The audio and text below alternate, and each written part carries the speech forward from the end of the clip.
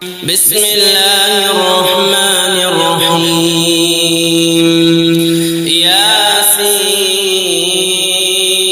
والقرآن الحكيم إنك لمن المرسلين على صراط مستقيم تنزيل العزيز الرحيم لتنذر قوما ما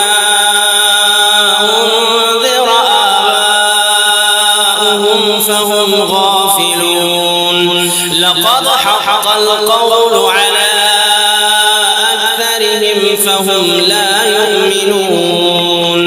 إنا جعلنا في أعناقهم أغلالا فهي إلى الأذقان فهم مقمحون.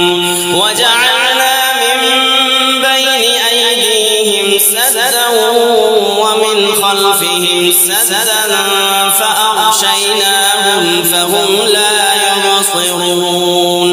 وسواء عليهم أأنذرتهم أم لم تنذرهم لا يؤمنون. إنما تنذر من اتبع الذكر وخشي الرحمن بالغيب فبشره بمغفرة وأجر كريم. إنا نحن نحيي الموتى ونكتب ما قدموا وآثارهم وكل شيء أحصيناه في إمام مبين. واضرب لهم مثلا أصحاب القرية إذ جاءها المرسلون إذ أرسلنا إليهم اثنين فكذبوهما فعززنا بثالث فقالوا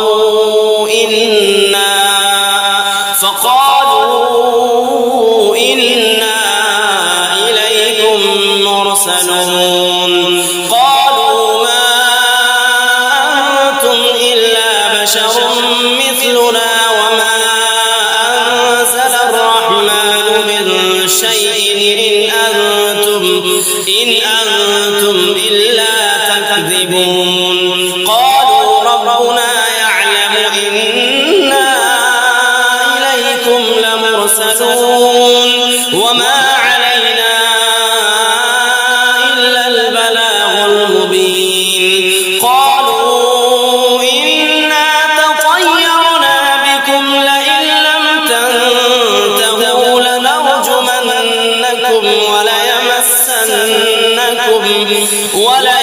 وليمسنكم منا عذاب أليم.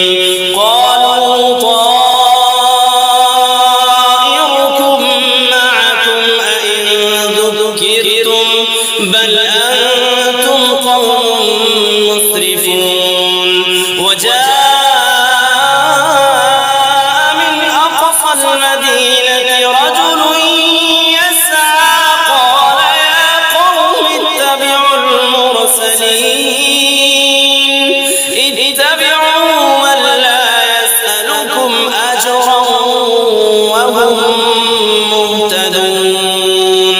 وما لي لا أعبد الذي فطرني وإليه ترجعون. أأتخذ من دونه آلهة إن يردني الرحمن بضر لا تغني عني شفاعتهم شيئا ولا ينقذون. إني إذا لفي ضلال مبين. إني آمنت بربكم فاسمعون. قيل ادخل الجنة قال يا ليت قومي يعلمون بما غفر لي ربي وجعلني من المكرمين. وما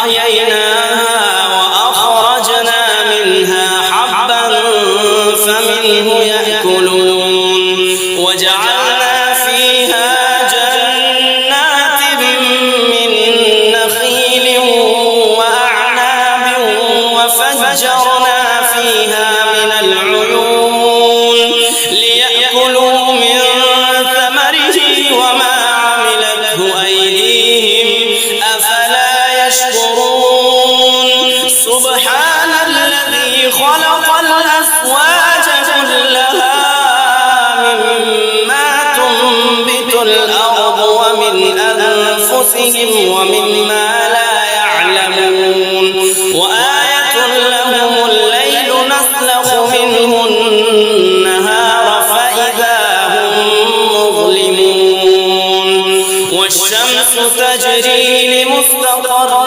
لها ذلك تقدير العزيز العليم والقمر قدرناه منازل حتى عاد كالعرجون القديم لا الشمس ينبغي لها